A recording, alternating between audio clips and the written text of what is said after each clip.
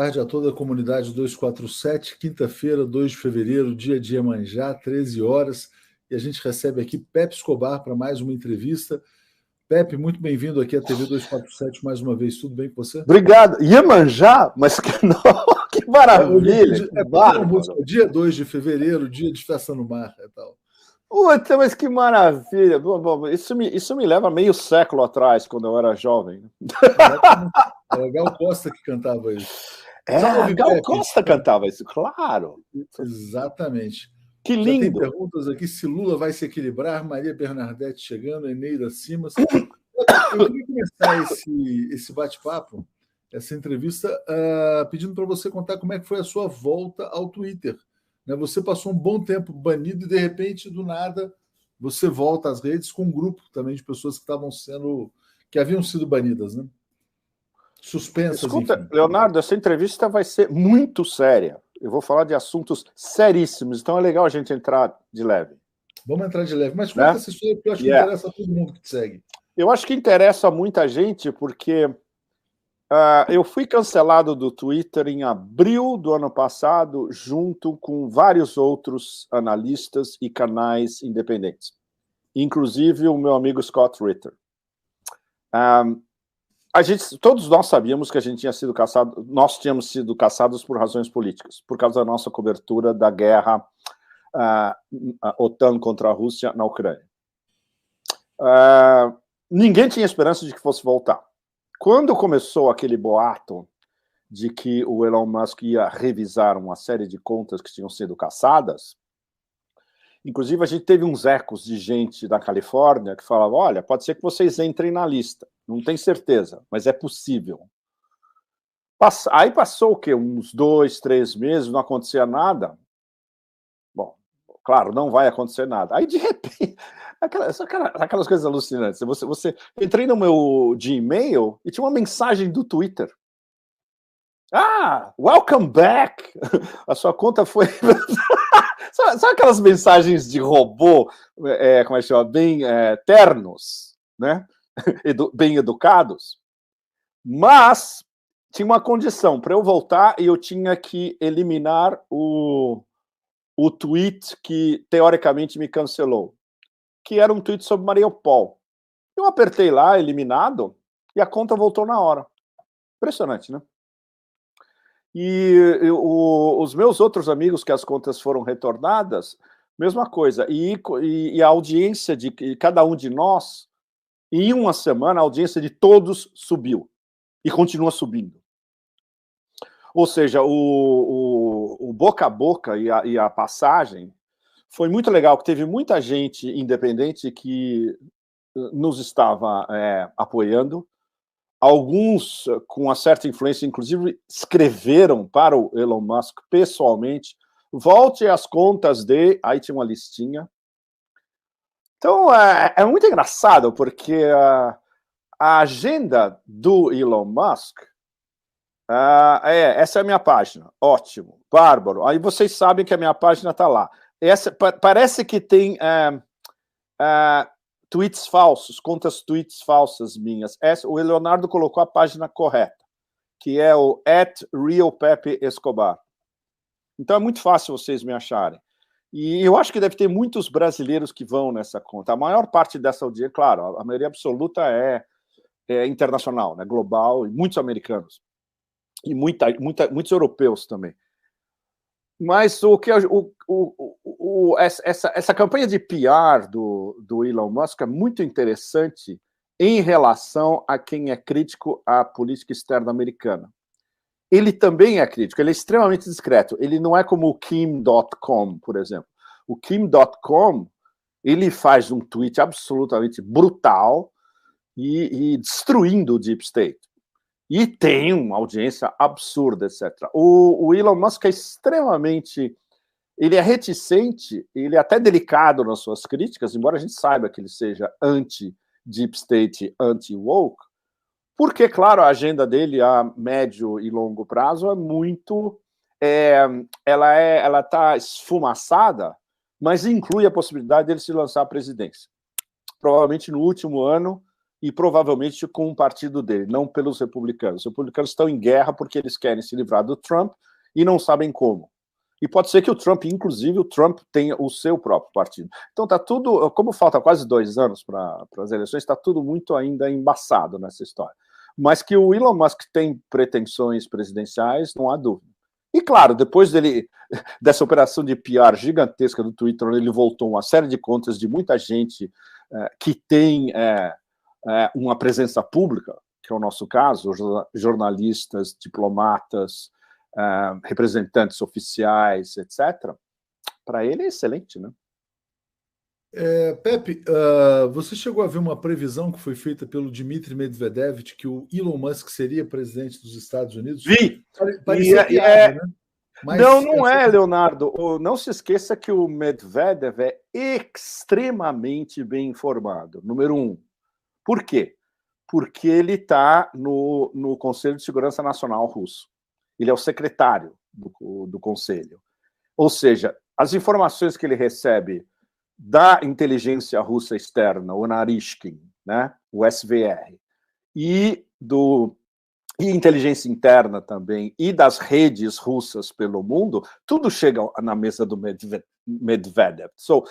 Para ele falar um negócio desse aberto, e agora que ele está na fase Medvedev Unplugged, que é sensacional, né? Ele está soltando os cachorros como ele nunca soltou antes, quando ele era presidente ou primeiro-ministro. Isso é uma informação de dentro, que ele achou interessante soltar agora para semear a cisânia ainda mais dentro do Deep State, né? Agora, vamos entender o significado da sua volta, pegando esse comentário aqui de Keidson Viana, né? O Elon não faz parte das elites, ele não tem uma agenda imperialista. Por que ele reincorpora ao Twitter personalidades como você que são contrárias? É muito mais complicado, Leonardo. Não é uma agenda imperialista. Ele faz parte do Deep State. Mas o Deep State americano não é uma entidade monolítica, são silos. A definição, do ponto de vista chinês, é muito... Os chineses funcionam em termos de silos de poder e silos de informação. Dentro do Deep State, tem vários silos diferentes que se entrechocam.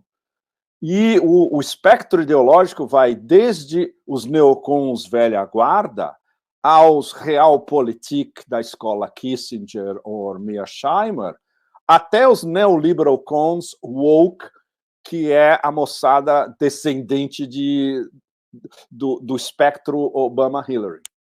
Tem de tudo dentro.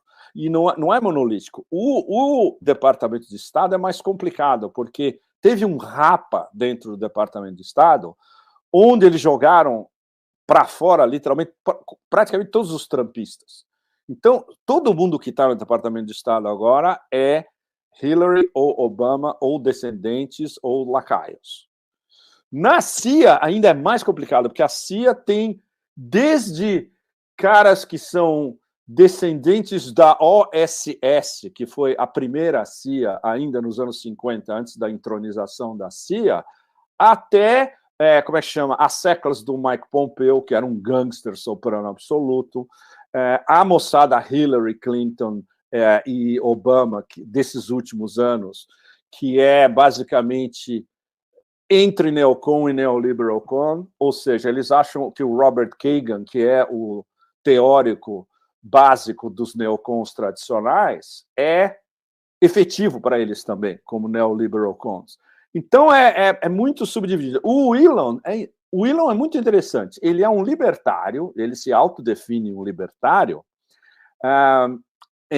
magnata de mídia, ou seja, interessado em prover um serviço que ele, desde o começo, quando ele assumiu o Twitter, dizendo, o Twitter rompeu com a sua promessa. O Twitter não está trabalhando como serviço, está trabalhando como uma polícia.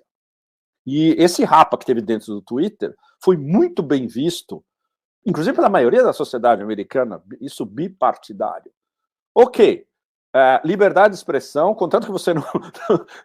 ou seja, não matar ou não incinerar o próximo, tudo é válido.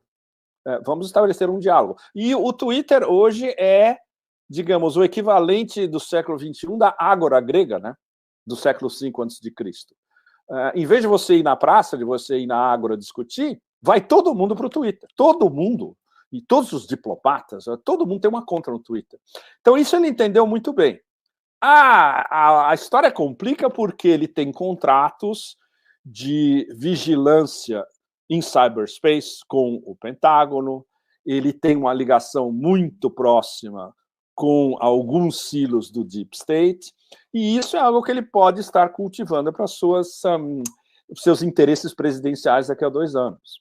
Então, não é um personagem monolítico, é um personagem muito interessante, multifacetado, com aquela aparência geek, né, de que é um geek e que virou trilionário, mas por trás ele tá sempre pensando nos seus movimentos de xadrez à frente.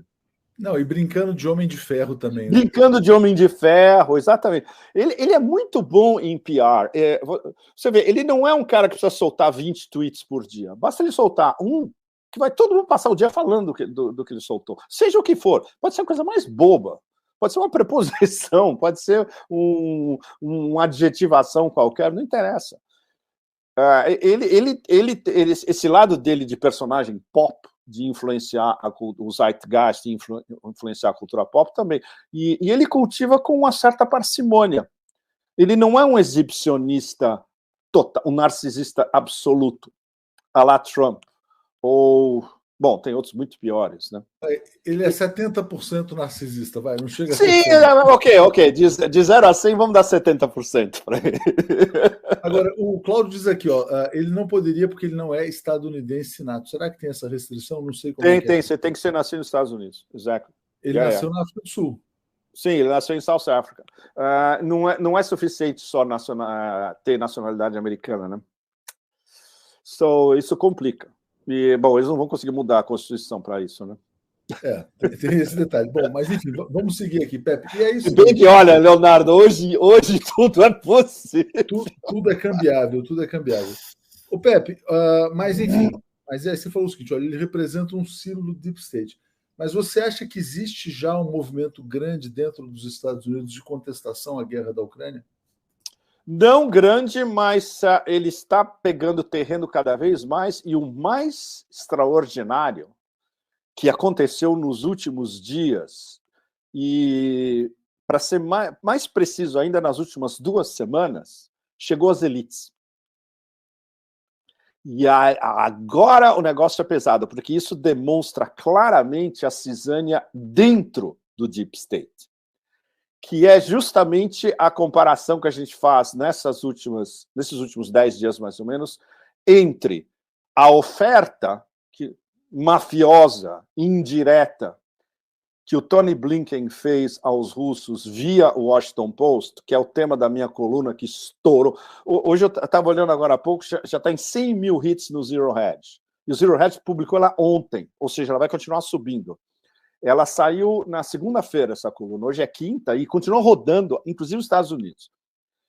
E essa coluna basicamente conta como o Deep State resolveu mandar uma mensagem para os russos via um canal que os russos consideram mais ou menos de uma certa credibilidade, que é o Washington Post. Os russos sabem que o New York Times é o veículo do Departamento de Estado. Os americanos queriam mandar uma mensagem séria do Tony Blinken. O Tony Blinken chamou um dos lacaios da CIA que escrevem para o Washington Post e ditou para ele a coluna inteira. E a coluna do cara é o que o Tony Blinken ditou para ele. Basicamente, fazendo uma oferta para os americanos que eu resumi em, por favor, não lancem sua ofensiva. Basicamente é isso. Vocês já traduziram? Já traduziu. Patrícia Zimbres está voando. Puta, a Patrícia é sensacional. Por favor, Patrícia, obrigado direto para você, se você estiver assistindo. Porque eu sei que é difícil traduzir as minhas colunas. Tem neologismos, tem inferências, tem alusões. E é um trabalho complicado. Eu respeito muito, muito. Bom, essa coluna conta essa história. Por que o Deep State escolheu o Washington Post? Porque o Washington Post é o jornal da CIA em Washington, como o New York Times é o jornal do Departamento de Estado em Nova York. E a mensagem, aí vocês têm o link para a coluna original no Washington Post, o problema é que vocês têm que pagar para ler. Então eu fiz um pequeno resumo e eu usei um resumo feito por um correspondente americano em Moscou há séculos, o John Helmer, que no blog dele ele fez um resumo do que você teria que pagar para ler na coluna do Washington Post. E a nossa conclusão, basicamente, é a mesma, de que foi uma oferta mafiosa, sabendo que os russos vão ler um negócio desse, olha, mas tudo que vocês estão falando, a gente não pode acreditar em nada que vocês dizem. Olha o passado recente, para não falar no que veio antes. Veja como vocês traíram os acordos de Minsk, onde até os alemães são obrigados a dizer, até Angela Merkel foi obrigada a dizer diretamente que os acordos de Minsk eram uma falcatrua para ganhar tempo para armar a Ucrânia contra a Rússia. Veja tudo que vocês prometeram em relação à expansão da OTAN. Ou seja, nada do que o Império diz, direta ou indiretamente para os russos, é levado a sério em Moscou. Então, esse é o X da questão. Qualquer coisa que eles oferecerem, os russos vão dizer, não acredito, é uma bobagem, vocês estão inventando. Porque o recorde histórico está dando isso. Tudo que eles falam é mentira. Mas essa foi uma tentativa desesperada, diretamente do Blinken, porque ela veio do Deep State. Essa oferta não é do Blinken, essa oferta é do Deep State, é de gente lá para trás, é de gente que está no National Security Council, é de silos da CIA, é dos grandes doadores, alguns grandes doadores bipartidários, tanto dos democratas quanto dos republicanos, é de grandes famílias por trás da política americana, dizendo, olha, o negócio está super pesado, a gente vai ter que oferecer alguma coisa para eles, porque eles vão lançar essa ofensiva, seja quando for, e eles vão reduzir a Ucrânia à pré-idade média. E isso qualquer bom analista militar, inclusive americano, sabe. Quando você acompanha as análises do coronel Douglas MacGregor, por exemplo, ou as análises do Scott Ritter, praticamente eles estão fazendo podcasts praticamente diários, os dois. Tá lá. É o que o Martyanov vem falando há quase um ano, desde o início da operação Special Military Operation, Operação Militar Especial. Ninguém sabe, como os russos jogam com ambiguidade estratégica, ninguém sabe se essa ofensiva vai ser amanhã, vai ser daqui a 2 semanas, vai ser no fim do inverno, vai ser no começo da primavera, vai ser antes do verão, ou não vai ter ofensiva. Ninguém sabe. Só tem... Quem sabe isso hoje em Moscou é Vladimir Putin, o comandante-geral, o general Gerasimov, e talvez alguns do National Security, do Conselho de Segurança Nacional deles, não todos. Então, o resto, todos nós, o mundo inteiro, nós estamos especulando, inclusive o Deep State.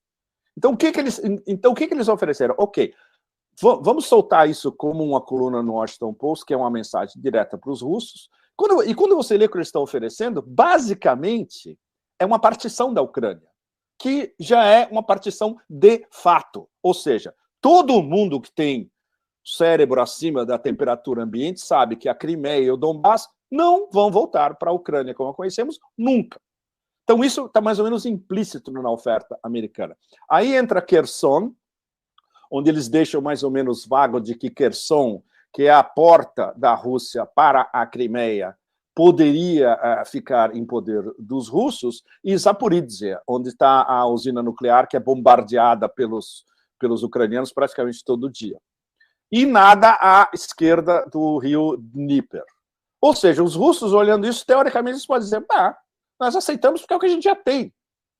Mas o que a gente não sabe, e quando digo a gente, é o planeta inteiro, fora esses 4 ou 5 na cúpula em Moscou, é onde para a operação militar especial. Tem um deadline, ninguém sabe, mas tem um deadline geográfico na topografia, também ninguém sabe.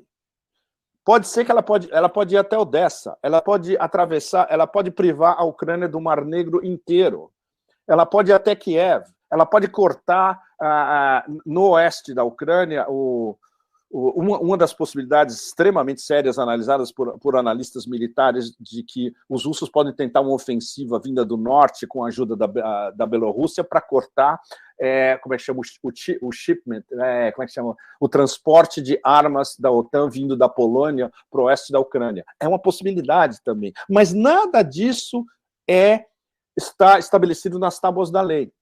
Então, os russos, eles têm o que os russos qualificam de ambiguidade estratégica, esse é o termo deles, é a terminologia deles, envolve qualquer tipo de variação para infinitos cenários de uma ofensiva que pode ou não pode acontecer.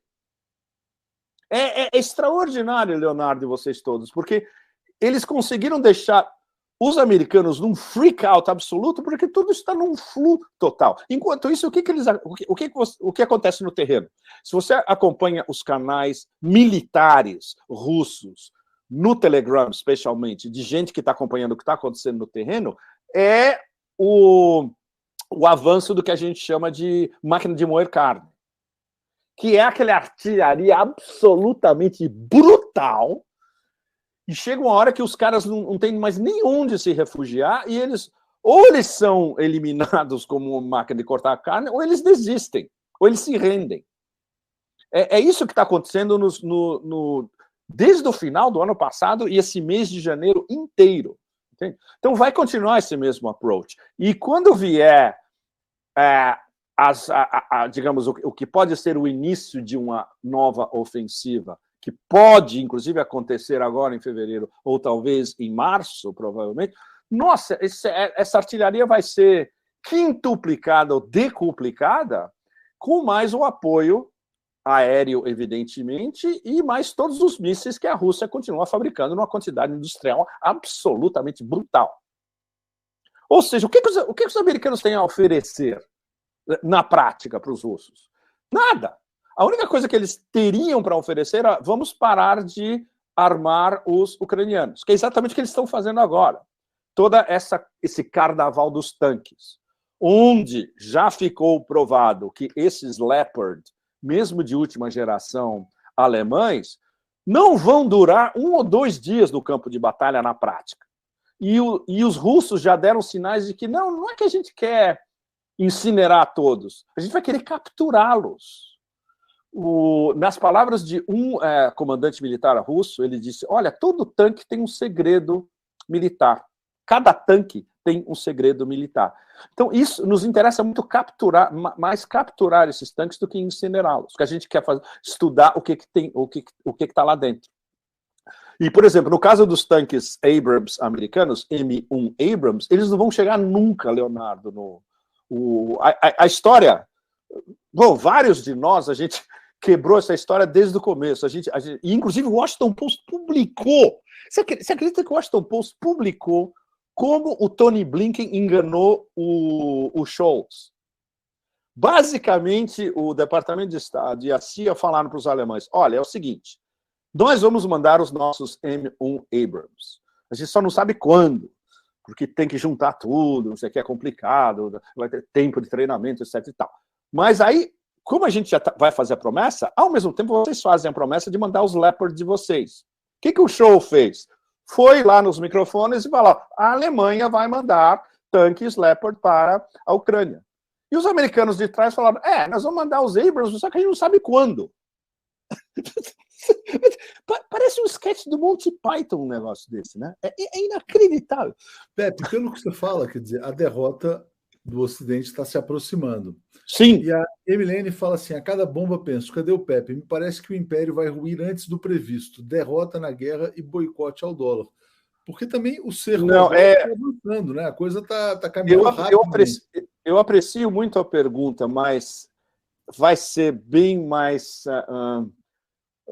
convulsionada essa queda e bem mais violenta. Sim, ela está em andamento nos dois lados, nas duas vertentes. A vertente principal é a humilhação da OTAN no terreno de batalha ucraniano. Isso já está formado, a gente sabe que isso é inevitável, só não tem uma data, né? O colapso do dólar também já está andando. Ele vai começar a pegar velocidade esse ano. Esse é um processo muito mais complicado, que vai demorar muito mais tempo. Mas ele já está se ampliando rapidamente em várias zonas específicas do mundo. Uma delas é o oeste da Ásia, especialmente no Golfo Pérsico, por causa da Arábia Saudita escapando do petrodólar, basicamente, e criando as bases para o petro-yuan. A negociação de desenho da nova moeda dentro da União Econômica Euroasiática, que está avançando cada vez mais. Isso é algo que até o final do mês, começo do mês que vem, eu vou ter mais dados práticos sobre isso. Os BRICS, veja bem, a aceleração da conjunção dos BRICS, que isso já dito diretamente, inclusive pelo Lavrov, em público, sim, vamos estudar a adoção de um sistema de pagamento entre todos os membros, como é que chama? Escapando ao dólar, e também de uma moeda, como é que chama?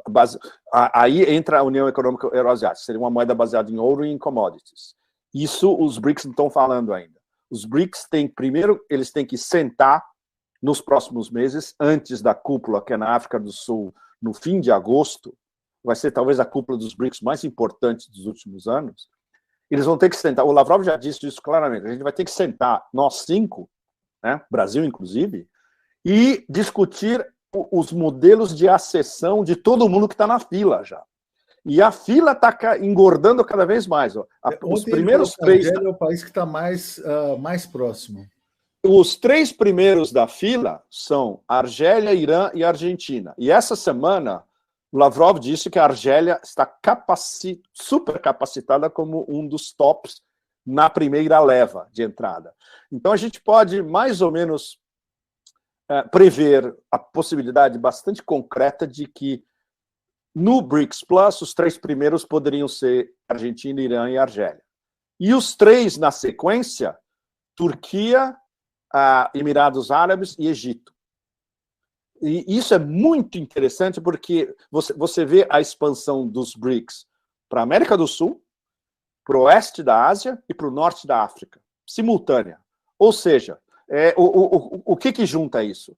É com a expansão das rotas da seda chinesas, ao mesmo tempo, que é União Euroasiática, mas entra para a África, e as rotas da seda estão na América do Sul também.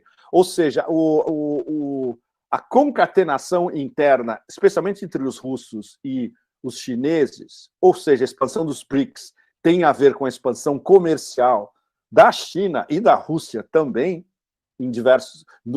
nos 3 diversos continentes, Ásia, África e Américas. E, ao mesmo tempo, pensar, no caso da Índia, a Índia está pensando nisso também, porque a Índia quer fazer business também com o resto do mundo e não ficar circunscrita só ao sul da Ásia e uma parte da Eurásia, que ela não tem. A Índia não consegue ainda nem fazer business com o oeste da Ásia. E é onde entra um dos temas fundamentais do mundo multipolar, que é o corredor internacional norte-sul, que basicamente é um triângulo de 2 BRICS e 3 da Organização de Cooperação de Xangai. Rússia, Irã e Índia. Então, é facilitar a Índia vender os seus produtos tanto para a Ásia, o Irã, desculpe, vender tanto para a Ásia via Índia, quanto para a Rússia, facilitar a Rússia vender para a Ásia via o Irã, e ampliar a parceria comercial Irã-Índia, que é uma coisa que vem desde o tempo das antigas rotas da seda. Então, juntando tudo isso, é de uma complexidade enorme, e é de uma sofisticação enorme diplomática de todos esses grandes países do sul global, de concatenar os esforços. Ou seja, finalmente eles vão começar a discutir nas diversas organizações multinacionais, internacionais, mas ao mesmo tempo convergindo. Ou seja, uma moeda dos BRICS, a moeda da organização Eurasian Economic Union, União Econômica Euroasiática, elas têm que se fundir. Se não for a mesma, tem que ser moedas complementares. As novas rotas da seda, como elas estão se expandindo, elas vão ter que coordenar com a expansão desse corredor norte-sul, Rússia, Irã, Índia. E eu fiz um monte de matéria sobre isso nos últimos meses, especialmente para o Cradle em Beirute, inclusive com mapas. A gente está botando mapas em praticamente todas as matérias para explicar para as pessoas como essa coordenação e concatenação é um negócio extremamente complexo, mas pela primeira vez na história contemporânea, pós-Segunda Guerra Mundial, está acontecendo. Isso é que é o elemento de esperança, o outro mundo é possível, em todos os terrores, horrores e toxismos que a gente é obrigado a acompanhar profissionalmente, né? Vindo do Império, vindo da União Europeia, vindo da Comissão. Amanhã, por exemplo, vai ter uma cúpula da União Europeia com a Ucrânia em Kiev.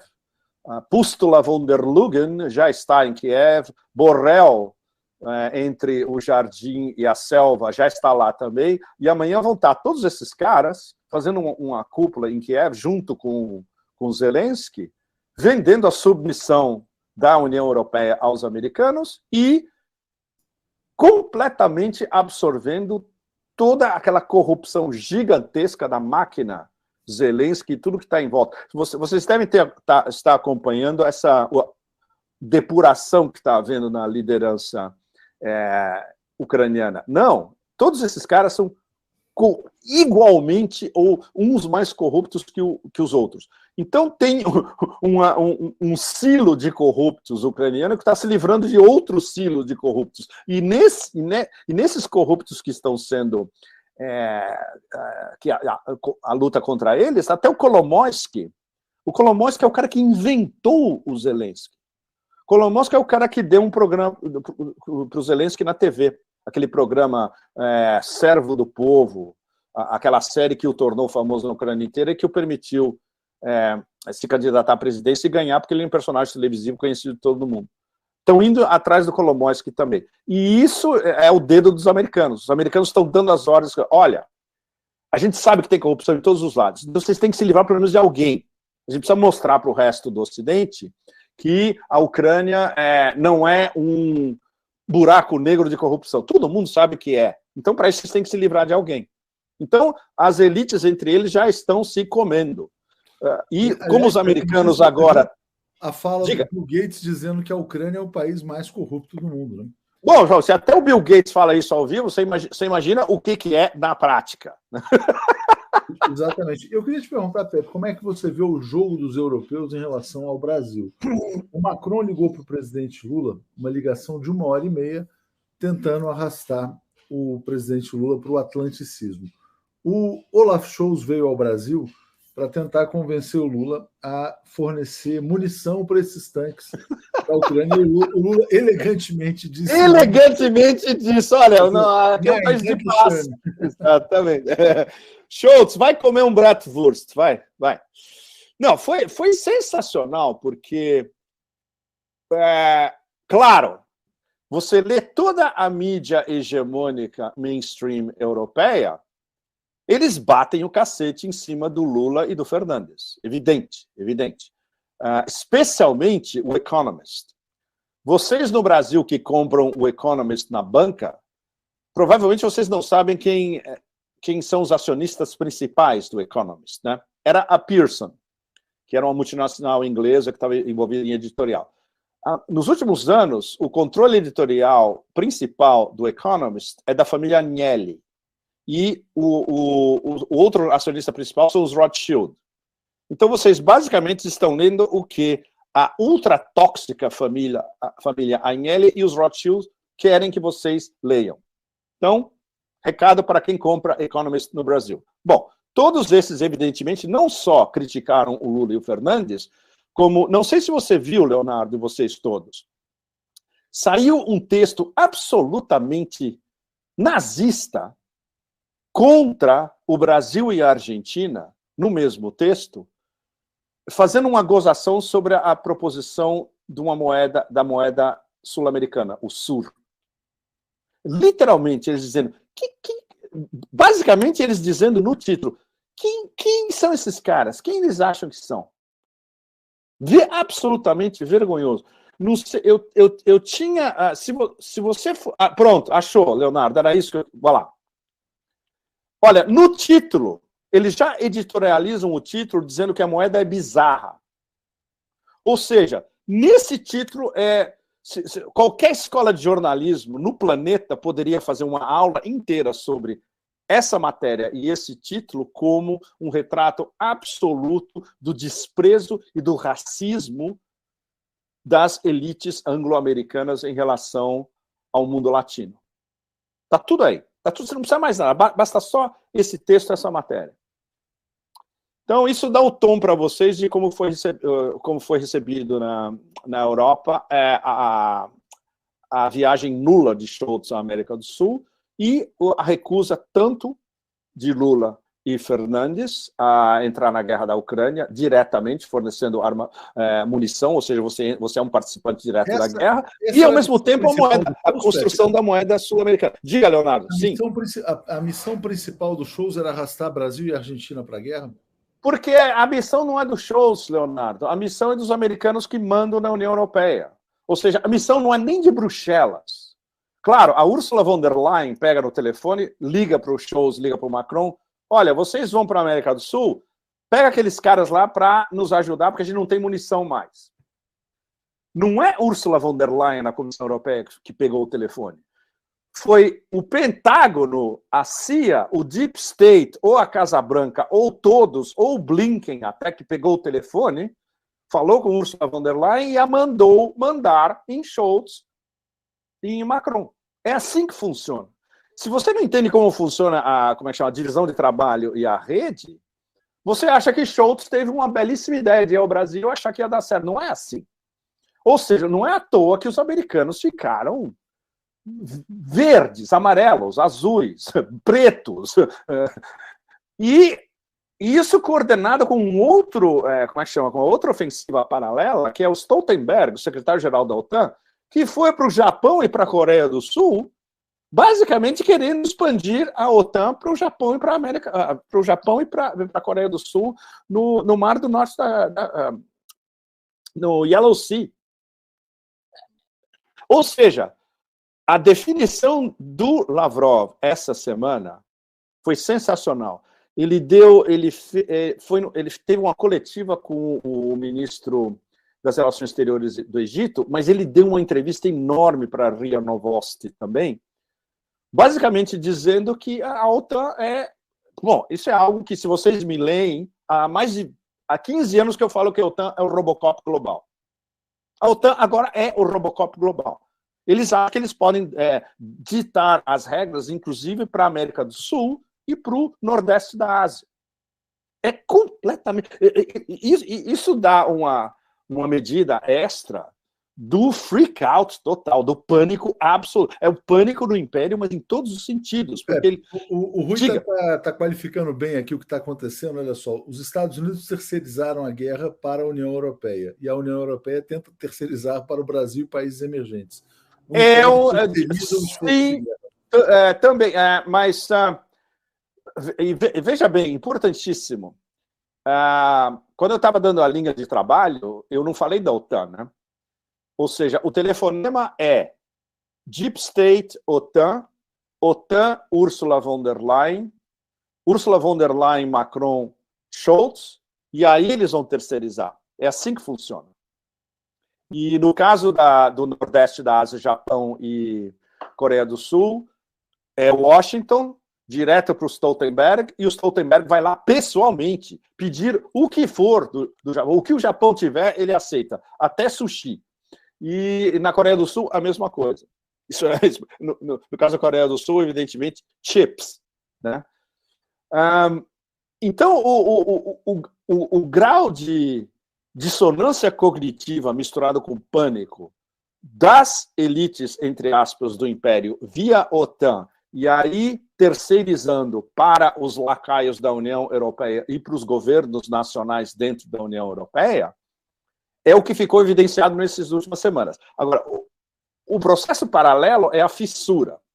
E isso é sensacional. A fissura já está começando a vir de vários membros da União Europeia. Já está vindo diretamente do presidente da Croácia. Toda vez que o presidente da Croácia fala, é uma cacetada em cima da OTAN. Está vindo da Áustria e da Hungria com atos. Os descendentes do Império Austro-Húngaro aprenderam alguma coisa da história do século XX. O que os ministros da Defesa da Áustria e da Hungria declararam no começo da semana? Não vamos enviar armas para a Ucrânia. Ponto. Ou seja, as fissuras dentro da OTAN estão se espalhando. Daí o fato de que, claro, eu coloquei como uma brincadeira, como se isso fosse um cartoon, que tanto a OTAN como a União Europeia, elas estão como no desenho do Bip Bip do Coyote, quando o coiote está despencando da estrada que acaba no meio do céu, ele despenca no fundo do Grand Canyon. Então estão os dois despencando para o fundo do Grand Canyon, a União Europeia e a OTAN. Ninguém sabe quem vai chegar primeiro, ou se os dois vão chegar ao mesmo tempo. Mas esse processo de dissociação e de fragmentação interna está acontecendo tanto na Europa militarizada, na OTAN, quanto na Europa política, União Europeia e na Comissão. Tem um ponto muito bom aqui, que é o seguinte, a posição do Brasil, né, que foi explicitada pelo presidente Lula numa coletiva conjunta ao lado do Scholz. Né? E o Celso Amorim veio ao 247 ontem e falou o seguinte, olha, é possível que a posição brasileira não agrade nem os que defendem a guerra da turma ucraniana, nem os que defendem a Rússia, porque o Brasil tentou se colocar numa posição equidistante. Então, o que o Lula fala? Olha, não é legal invadir um outro país, né? Mas, ao mesmo tempo, o Brasil não vai participar, porque o caminho é a paz, é criar um grupo, um novo foro. Né? E aí o Gilmar pergunta, qual a implicação para os russos do que o Lula falou, de que a Rússia errou ao invadir? Eles têm a compreensão de que o presidente Lula não poderia falar outra coisa por ser um país frágil nas Américas? Porque eu li dessa maneira. Eu li a declaração do Lula, não exatamente ataque à Rússia, longe disso. Não, Leonardo, um dia a gente vai ter que fazer uma live só para conversar sobre a sofisticação da diplomacia russa nos últimos 30 anos. Nos primeiros 10 anos com Yeltsin vai sobrar muito pouco, vai sobrar o Primakov, basicamente. Então, nos últimos 20 anos e dos primeiros 10, a gente fala do Primakov. Eles sabem perfeitamente que o Lula está cercado de todos os lados e que o Império está com o foco cravado em cima de qualquer coisa que acontece em Brasília. Ele não poderia ter falado outra coisa, evidentemente. O Lula não poderia ter passado meia hora dando contexto da guerra da Ucrânia. Primeiro que muito pouca gente ia ouvir isso pela primeira vez e seria dificilmente inteligível. Para ele dar uma resposta de como nós somos membros dos BRICS, nós temos uma parceria íntima com a Rússia, nós não podemos condená-los. Nós podemos condenar talvez a metodologia dos... Ou seja, ele ia ficar uma hora fazendo uma análise geopolítica que ia escapar. O que ele fez é o que, em linguagem básica americana, hedging his bets. Ele segurou os dois lados. Ele sabe perfeitamente que isso vai ser lido pelo Império e pelos europeus como Lula está condenando a invasão da Ucrânia. E não é isso. Ele estava hedging his bets, ele ficou no meio, ele ficou literalmente em cima do muro, elegantemente e curto. Né? Foi bastante curta a sua declaração. Ele não entrou em detalhes, ele não ficou 10, 15, 20 minutos. Não. Ele não poderia fazer outra coisa porque, veja bem, sexta-feira que vem, Lula vai à Casa Branca. Isso é seríssimo. Ou seja, ele tem que chegar à Casa Branca pisando num caldeirão de ovos. E vai estar pisando em um caldeirão de ovos. Ele vai ter que policiar cada adjetivo que ele vai soltar, cada substantivo que ele vai soltar também. E depois ele vai encontrar o Xi Jinping, é outra história. Ou seja, depois ele vai fazer BRICS, uma viagem BRICS. Né? Não tem outra coisa que ele possa fazer no momento. O Celso acho que foi direto ao ponto.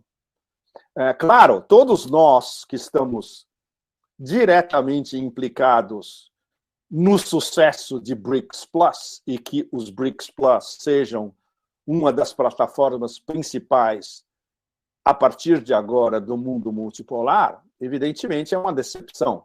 Mas se você olha do ponto de vista de realpolitik, Pepe, não tinha outro jeito. Eu estou totalmente de acordo com você e eu pensei exatamente a mesma coisa que o Sérgio Santos pensou aqui agora. Caso a proposta avance e ganhe mais apoio, sabendo que tem muita gente lucrando com a guerra, existe risco à vida do Lula? O Lula está seguro nos Estados Unidos? Você acha que ele tem que levar a própria água? Uau. Como é que você vê essa viagem dele aos Estados Unidos? Uau! Essa é uma pergunta extremamente complicada, porque o Lula pode... eu não diria um risco de vida, mas...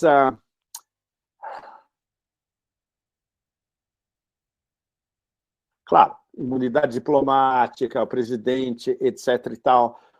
Eu assumo que ele será extremamente bem protegido pela inteligência americana.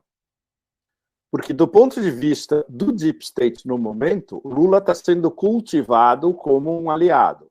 Eles sabem que o Lula não é um asset, eles sabem que o Lula é independente, eles sabem que o Lula é membro dos BRICS e vai ser membro dos BRICS Plus, eles sabem que o Lula é um dos iniciadores da discussão dentro dos BRICS de trabalhar em torno de uma moeda alternativa passando ao largo do dólar. Eles sabem tudo. E eles sabem exatamente o que aconteceu, né, Leonardo, desde 2010. Né? Eu não tenho que repetir para vocês, que sabem melhor do que eu, tudo que aconteceu depois de 2010, que foi organizado dentro de uma administração democrata nos Estados Unidos. Mas, do ponto de vista do pós-Obama-Biden e dessa confraria neoliberal do combo Biden por trás dele e dos silos do Partido Democrata, hilaristas, obamistas, anti-Biden, dentro do partido, que querem se livrar desse senil leitor de teleprompters, mas não tem ainda uma peça de reposição. Não vão botar aquela debilóide de Kamala Harris como candidata. Impossível. Né? Ou até como, se acontece alguma coisa com ele, como presidente até a eleição. Então, a luta interna deles, mas quem predomina no momento, que digamos, o extrato superior do Partido Democrata, não, nós temos que cultivar o Lula, porque no momento ele é talvez o nosso único possível aliado de peso nas Américas inteiras. Então, claro, ninguém vai querer sacrificá-lo, evidentemente. A posição muito mais difícil é do próprio Lula de ficar fazendo esse hedging his bet cada vez que ele abre a boca, ou qualquer ato seu. Isso é uma posição extremamente desconfortável, mas para um político com a experiência dele, imagina que esteja no sangue, ele sabe como fazer. Mas haverá sinais vermelhos, né? Pepe, teve um outro sinal do Lula que foi muito importante nessa vinda dos shows, quando ele fala o seguinte: está na hora da China fazer mais pela paz. Ele fala que a China tem que entrar em campo e ele propõe um grupo de países neutros para negociar a paz na Ucrânia. Essa ideia de grupo de países neutros, ela é viável? Ela tem alguma possibilidade? Não, né? Eu admiro a capacidade do Lula de propor isso. Do ponto de vista de uma proposta de um chefe de Estado, que é repercutida pela mídia do Ocidente inteira, uma proposta de paz, é muito legal. É uma operação de relações públicas excelente.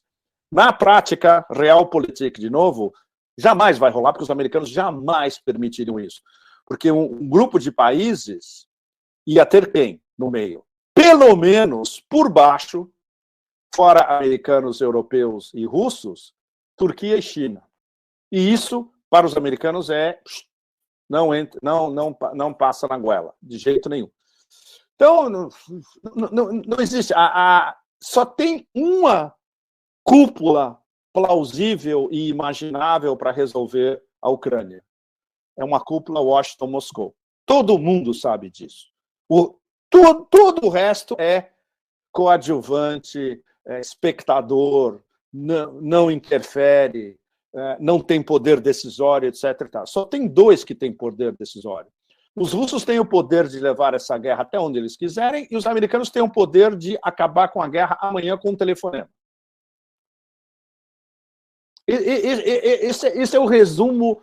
Isso é o resumo em uma frase, como aquele speech de você vender o seu filme em Hollywood. Ok, venda o seu filme da guerra da Ucrânia em Hollywood com uma frase. Quem tem poder de decisão? Quem pode acabar a guerra com um telefonema e quem pode prolongar a guerra... É mais ou menos assim, a Rússia dá um Trump e os americanos dão um peteleco no Zelensky. Mais ou menos o que pode acontecer. Exatamente. Agora, a história peteleco no Zelensky está começando a ganhar terreno, Leonardo. Ah, é? Rapidamente. Já tem... e quando você começa a ver ruídos dentro do Deep State e da mídia do Deep State, olha, Zelensky acabou. É o que a gente chama de shelf life, né? Tempo de prateleira. O tempo de prateleira do Zelensky acabou. Precisa de um outro. Não dá, é impossível. E, além de tudo, ele é corrupto, roubou um monte de dinheiro. A fortuna pessoal do Zelensky agora está em 1,5 bilhões de dólares. A fortuna do ministro da Defesa dele é acima de 1 bilhão de dólares. O ministro da Defesa, essa semana, ontem, ele deu uma entrevista monstro dessas americanas que vai para todo lado, etc. E tal, fazendo um carnaval extremo. Teve aqui, passou por aqui também, em Paris. Então, todo mundo sabe que esses caras são corruptos. E o Deep State preferiria o Zaluzny. O Zaluzny é o chefe do Estado-Maior. O Zaluzny é o Gerasimov da Ucrânia. E o Zaluzny já falou várias vezes que ele respeita o Gerasimov como um homem excepcional, extremamente inteligente. Ou seja, o comandante-geral das forças ucranianas respeita o comandante-geral das forças russas, porque ele sabe como o cara é bom. O Deep State prefere o Zaluzny porque o Zaluzny é um militar e não se envolve em política. E o Zelensky é um comediante, mas nem político. É uma fraude absoluta, em todos os sentidos. Então já tem um monte de gente com poder decisório no Deep State que já está com o saco cheio do Zelensky. Como isso vai progredir, ninguém sabe, mais uma vez. Mas é possível que achem um mecanismo para se livrar dele antes de uma possibilidade de... Ok, vamos sentar na mesa, nós vamos ter que sentar na mesa e conversar com os russos, mais cedo ou mais tarde. E isso vai ser, como é que chama, avançado, dependendo de quando essa famosa ofensiva russa, se ela se materializar nos próximos 2, 3 meses, se for um negócio absolutamente devastador, e aí vai ficar provado na prática a humilhação absoluta da OTAN. Aí não vai ter outro jeito, eles vão ter que sentar e conversar. Diga. Pepe, não, esse comentário é muito pertinente também, porque é um outro ponto da viagem do Lula à Casa Branca, né? Lula tem um trunfo na mão, qual seja, a luta contra a ameaça da extrema-direita, Trump e Bozo, sem contar os problemas internos no Brasil. A gente está vivendo, né, aqui no Brasil, nessa semana, assim, está sendo desbaratada a quadrilha bolsonarista, tal, que pretendia explodir tudo, e o próprio Bolsonaro provavelmente vai ser atingido. E como o Biden quer pegar o Trump, né, o Bolsonaro pode ser um bom prato na bandeja na luta da democracia contra fascistas. Como é que você vê esse elemento trazido pelo Sebastião aqui? Olha, eu não tenho informações internas suficientes para falar sobre isso. Eu prefiro não falar. Vocês estão acompanhando isso 24/7, né? Mas como é que você vê a situação do Trump nos Estados Unidos, então? Como é que você está vendo a situação do Donald Trump? Pois é, exatamente. O que eu posso sempre falar para vocês é... Como é que chama? Folias do Império, né? E folias do Ocidente coletivo. O Brasil eu acompanho muito de longe. Vocês sabem muito melhor do que eu até que ponto essa ofensiva anti-extrema-direita e anti-bolsonarista fundamentada pode ser talvez o coup de grâce, como a gente diz na França, né? Você acha que pode ser a curto prazo o coup de grâce, Leonardo? Eu acho.